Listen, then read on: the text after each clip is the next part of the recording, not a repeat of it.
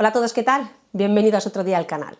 Hoy os traigo dos casos de 3 asesinos en serie de Escocia. Voy a intentar subir al canal una serie de vídeos donde traigo a los asesinos en serie por países más antiguos. Voy a empezar por cronología, desde los más antiguos hasta los más actuales. Espero que os gusten. Hoy vamos a empezar con dos casos, con 3 asesinos en serie, pero 2 casos en Escocia. Yo por mi parte, sin nada más que agregar, vamos a comenzar.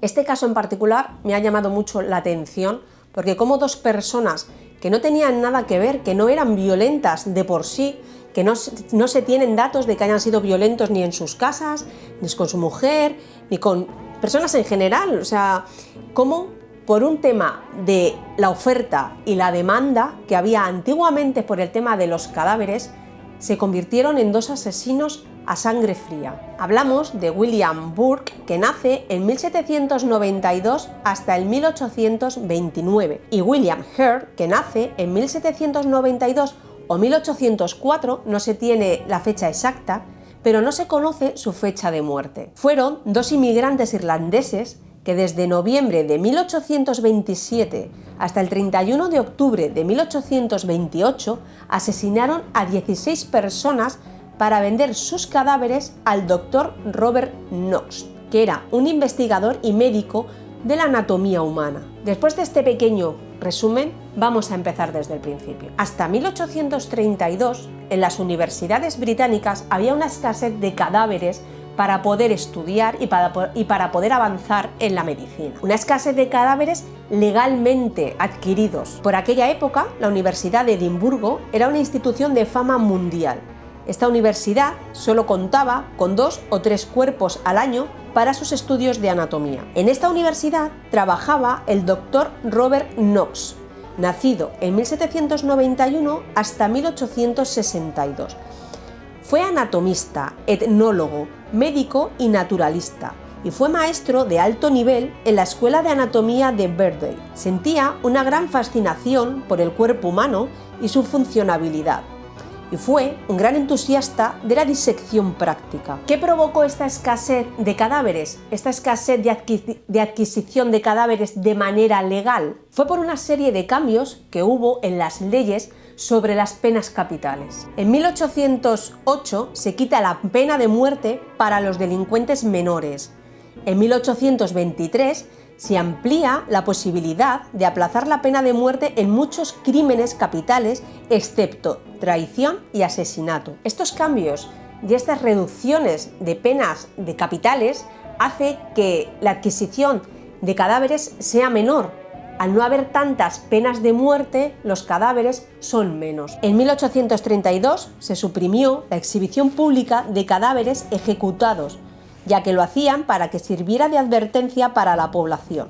Y en 1834 se suprimió colgar a los presos con cadenas. Todos estos cambios que provocan la escasez de cadáveres hacen que surjan una nueva forma de conseguir dinero, que es robando cadáveres en los cementerios. A esta gente se les llamó los resurrectores, lo que hace que los cementerios aumenten su seguridad y ponen hasta puestos de vigilancia para evitar estos robos. Hay personas que ponían también rejas alrededor de las tumbas de sus seres queridos. Y es bajo esta demanda de cadáveres que aparecen nuestros 2 protagonistas de hoy, William Burke y William Hare. Como ya habíamos dicho antes, William Burke nace en 1792. Nace en Hurney, Irlanda. Durante su vida probó suerte en numerosos empleos y en 1817 abandonó a su familia. Abandona a su esposa, abandona a sus hijos y emigra a Escocia, donde trabajó en el Canal de la Unión. Llegó a trabajar también como obrero, tejedor, panadero y zapatero. Y es en el Canal de la Unión donde conoce a Helen McDougall y empiezan una relación. Por otro lado, William Hare nace en 1792 o 1804 en Irlanda. Emigró a Escocia, donde también trabajó en el Canal de la Unión. Se traslada a Edimburgo, donde conoce al dueño de un hostal en Westport. Cuando el dueño de este hostal fallece, William Hare se casa con su viuda, que continúa con el trabajo del hostal, y William se mantiene trabajando en el Canal de la Unión. Es en 1827 cuando William Burke y Helen McDougall se mudan a Teniers Close, donde conocen a William Hare y su actual mujer Margaret Leigh, la dueña del hostal. Ambos Williams se conocen y se hacen buenos amigos. Y es en el hostal donde consiguen su primer cadáver, que no su primera víctima, porque este hombre era un hombre jubilado perteneciente a la Armada que murió en el hostal. En vez de enterrar el cuerpo, a William Burke se le ocurre llenar el ataúd de tierra para disimular el peso, y el cadáver de este hombre anciano se lo llevan a la universidad. Es allí donde hablan con un estudiante y les preguntan dónde pueden vender el cadáver. Y este estudiante les lleva hasta Knox, que les paga el cuerpo por 7 libras y 10 chelines. La siguiente víctima, que esta ya sí fue víctima, fue un hombre que se hospedaba en el hostal, que se encontraba enfermo, y ellos le emborracharon y le asfixiaron. Este hombre era conocido como Joseph el Molinero. Cuando se les sacaban los inquilinos enfermos, deciden atraer a gente de la calle al hostal, pero lo hacen de una manera discreta, eligiendo personas que saben que no va a haber mucha gente que les eche en falta. El 18 de febrero invitan a Abigail Simpson, que es una mujer pensionista. La invitan a pasar la noche en el hostal y es allí donde la emborrachan y la asfixian hasta matarla. Llevan el cadáver al doctor Knox y él les paga 10 libras. Más adelante Burke conoció a 2 mujeres en una zona de Edimburgo conocida como el Canongate, Mary Patterson y Janet Brown, a las que invitó a desayunar. Durante el desayuno, William Burke y su pareja, McDougall, mantuvieron una discusión, lo que hizo que Janet Brown, una de estas mujeres, se marchase, dejando sola a su amiga con esta pareja. Cuando Janet Brown regresa por su amiga, ya no la encuentra. Y no la encuentra porque Burke ya la había matado y ya la había llevado al doctor Knox para vender su cadáver. La crónica de la época describía a estas 2 mujeres como 2 prostitutas. La siguiente víctima de Burke fue una mendiga llamada Effie, por la que le pagaron 7 libras. En otra ocasión, William Burke se cruza con la policía, que está intentando llevarse detenida a una mujer, pero él alega que la conoce e intenta convencerles de que es una buena mujer y la sueltan. Se la lleva invitada al hostal, la mata y vende su cuerpo de nuevo al doctor Knox. Las siguientes víctimas fueron una anciana y su nieto, por los cuales obtuvieron 8 libras por cada cadáver. A ellos les siguió una amiga del propio Burke, la señora Ostler, y un miembro de la familia de su pareja, de Helen McDougall, Anne McDougall. Después vino Elizabeth Holden, una inquilina que les pidió en un momento de necesidad que la dejasen dormir en los establos. Accedieron y acabaron con su vida vendiendo el cuerpo de nuevo al doctor Knox. Poco después mataron también a su hija. En su siguiente víctima cometieron el error de engañar a un chico que era muy conocido en la sociedad. Era un chico que tenía una discapacidad mental y que era cojo, llamado James Wilson y más conocido como el Bobo Jamie. Este chico tenía 18 años cuando acabaron con su vida, pero no acabaron con su vida sin que él se resistiera. Lo tuvieron que reducir entre los dos porque a pesar de sus discapacidades no podían con él. La madre de este chico quiso indagar sobre la desaparición de su hijo, pero no le hizo casi falta porque al día siguiente su cadáver fue expuesto en las clases de anatomía del doctor Knox.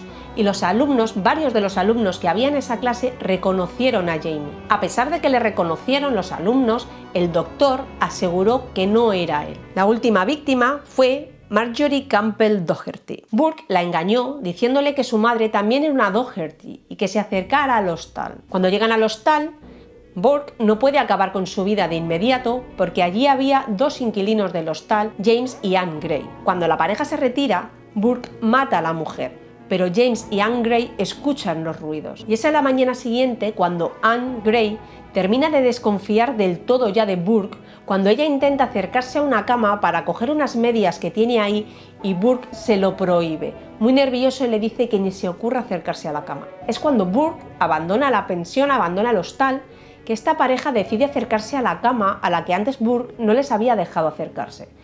Van hacia ella y se encuentran el cadáver de Doherty. La pareja se dirige directamente a la comisaría a denunciar lo que han encontrado y por el camino se encuentran a Helen McDougall, la mujer, la pareja de William Burke. Les intenta convencer con 10 libras para que no vayan a denunciar, pero la pareja no se deja sobornar y se va directamente a la comisaría. Pero cuando llega la policía, el cadáver ya no se encuentra allí. Durante el interrogatorio, William Burke dijo que Doherty, su última víctima, se había marchado a las 7 de la tarde, mientras que su pareja, Helen McDougal, dijo que se había ido por la noche. La policía, ante esta incongruencia en las declaraciones, los arresta a los dos de inmediato. Un mensaje anónimo lleva a la policía a hablar con el Dr. Knox y es allí donde se encuentran el cadáver de Doherty. Poco después, arrestaron a William Heard y su mujer. Las pruebas no eran contundentes, así que Sir William Grey ofreció inmunidad a William Heard si confesaba y testificaba contra Burke. William Heard acepta el trato y testifica contra su amigo William Burke, que es condenado a muerte en 1828. Fue colgado el 28 de enero de 1829 y diseccionado públicamente en la Escuela de Medicina de Edimburgo, allí a donde él había llevado tantos cadáveres. Su esqueleto, máscara mortuoria y otros objetos hechos con su piel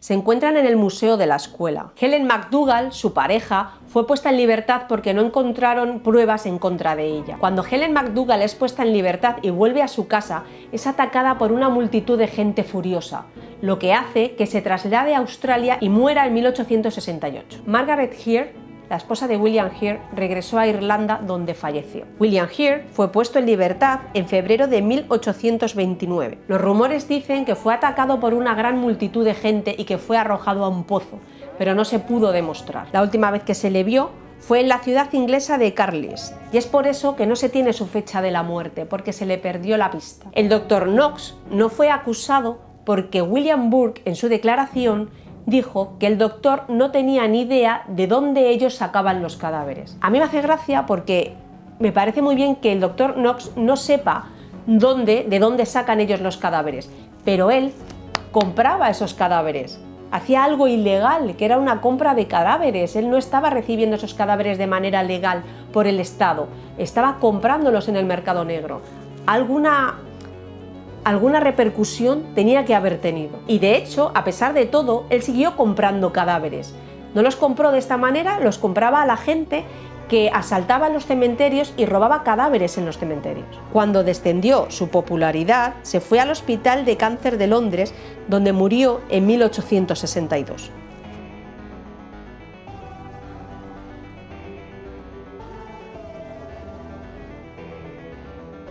Peter Thomas Anthony Manuel nace el 13 o 15 de marzo de 1927 en el Hospital Missouri Cordial Hospital en Manhattan, New York. Fue el segundo de 3 hermanos. Sus padres habían emigrado de Escocia a Estados Unidos buscando una vida mejor durante la depresión de la década de 1920. Se intentaron establecer en Detroit, Michigan. El padre trabajaba en una fábrica de automóviles y la madre como empleada doméstica. El padre de Peter, por desgracia, cae enfermo, lo que les obliga a volver a Escocia en 1932. Al llegar a Escocia, Peter tiene 10 años, comienza el colegio, pero empieza a sufrir bullying por el acento estadounidense tan marcado que tenía en su inglés. Su primer contacto con la ley fue en 1938, cuando intenta atracar en una capilla. Cuando tenía 15 años, comete un allanamiento en una casa y agrede a una mujer con un martillo. Por esta agresión, le llevan a la prisión de Leeds. A causa del bombardeo de Coventry, los padres de Peter pierden su casa y se tienen que mudar a Lanarkshire. Cuando Peter sale de la cárcel, vuelve con ellos. El 16 de febrero de 1946,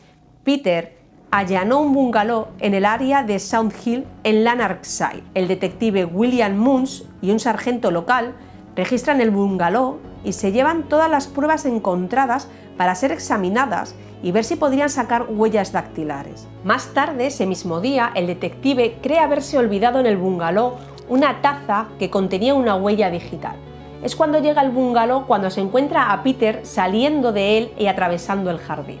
Inmediatamente lo para y lo detiene. Consigue salir de la cárcel bajo fianza y durante este tiempo agrede sexualmente a 3 mujeres, de las cuales una estaba embarazada. Por estas 3 agresiones recibió 8 años en la prisión de Peterhead. A destacar que durante el juicio por estas 3 agresiones Peter llevó su propia defensa. Fue puesto en libertad en el verano de 1953 cuando constaba con 26 años. Fue el 4 de enero de 1956 cuando comienza una de las investigaciones más grandes que haya vivido Escocia, investigación que duró 2 años. El 4 de enero de 1956 fue encontrado en un campo de golf en East Kilbride el cuerpo de una mujer joven llamada Anne Kennelland, de 17 años. Cuando la policía llega al lugar, se dan cuenta de que la cabeza ha sido aplastada. Encontraron huellas pisadas en el barro de la chica, lo que les hizo entender que corrió, que luchó por su vida y que corrió mínimo 400 metros. También fue violada y apaleada con un trozo de hierro. Anne vivía con sus padres en Candlewood Estate y esa noche, 2 de enero, había salido a bailar. La chica salió a bailar el 2 de enero, pero apareció muerta el 4. Los padres no tomaron la decisión de poner una denuncia porque pensaron que su hija se había quedado a dormir en casa de una amiga. Los investigadores consiguieron situar a Peter el día 2 de enero trabajando cerca del campo de golf. De hecho, su jefe les dijo a los investigadores que justamente ese día Peter había aparecido con unos arañazos que antes no tenía. El padre de Peter le da una coartada a Peter y la policía, como no tiene pruebas contundentes contra él, le tiene que soltar. El 17 de diciembre, la policía recibe una llamada con referencia al número 5 de Fenchback Avenue, la casa de la familia Watt. William Watt, el padre de la familia, estaba de vacaciones pescando y en la casa en esos momentos estaba su mujer Marion, su hija de 16 años Vivian y la hermana de su mujer Margaret Brown. Las víctimas fueron encontradas por la asistenta de la familia, que al llegar a la casa vio las cortinas corridas y un panel de vidrio de la puerta principal roto. Las 3 mujeres fueron asesinadas mientras dormían en sus camas por un disparo. Averiguaron que el arma usada fue un revólver Webley. Incluyeron a Peter en la investigación y consiguieron una orden de registro para la casa de sus padres, pero no encontraron nada. Peter se negó a hablar con la policía y mientras su padre se quejaba de que estaban siendo acosados por la policía. La policía también sospechaba de William Watt, el padre de la familia, ya que era un ex policía de guerra y habían conseguido testimonios que decían que habían visto a William volver de camino de sus vacaciones donde estaba pescando, podía haber cometido los asesinatos y le habían visto regresar. Por ello, fue arrestado y encarcelado en la prisión de Bar Lane por los 3 asesinatos, por el de su mujer, su hija y su cuñada. Mientras William Watt está en prisión, coincide con Peter, que está allí por otro tipo de delitos. Y Peter le dice que él sabe perfectamente que no ha cometido los asesinatos a su familia. Entonces William Watt habla con su abogado, el cual tiene una conversación con Peter sobre el tema de los asesinatos. El abogado sale convencido de que Peter es el culpable. Habla con la policía sobre su conversación con Peter, pero Peter se niega a hablar con ellos. Tras 67 días en la cárcel, la policía no encuentra pruebas contundentes para mantener allí a William Watt y le sueltan. El 8 de diciembre de 1957, Peter mató a un taxista, Sidney Dunn, de 36 años. Nunca fue juzgado por este asesinato porque pertenecía a otra jurisdicción, a pesar de que se encontraron un botón de Peter en el taxi. El domingo 29 de diciembre de 1957, William Cook denunció la desaparición de su hija Isabel, de 17 años. Había ido a un baile la noche anterior y no había regresado. La policía, durante su investigación, encontró los zapatos y el bolso de Isabel en el río Calder. Y por último está la familia Smart. Peter Smart, de 45 años, Doris Smart, su mujer, y Michelle Smart, de 10 años. Fueron asesinados mientras dormían por un disparo en la cabeza con una pistola Beretta en la madrugada del 1 de enero de 1958. Peter se quedó durante una semana viviendo en la casa y comiendo la comida que la familia tenía guardada.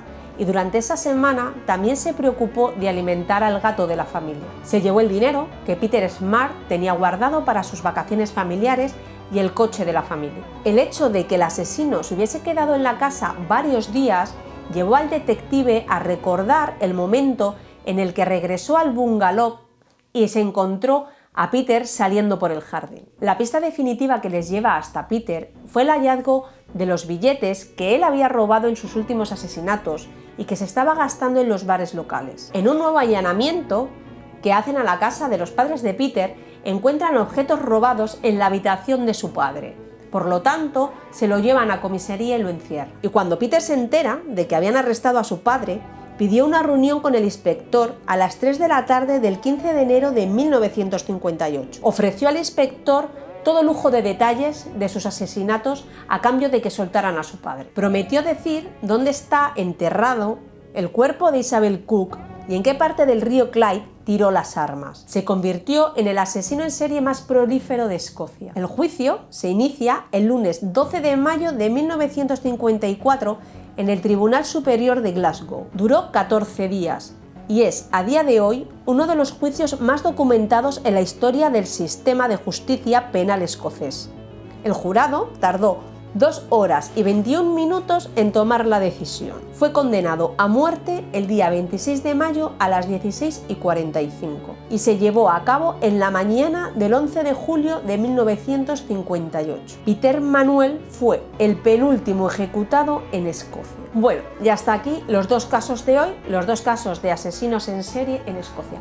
Espero que os gusten este tipo de vídeos. Si veo que es así, seguiremos con países como el mío, como España. Hay un montón en Australia, en Estados Unidos es la cuna de los asesinos en serie, hay en Rusia, hay en Checoslovaquia, hay en muchísimos países. Sí que es verdad que hay en algunos como en India o Tailandia que apenas hay, pero hay en muchísimos países donde hay asesinos en serie y me encantaría poder traer esta serie de manera cronológica por países.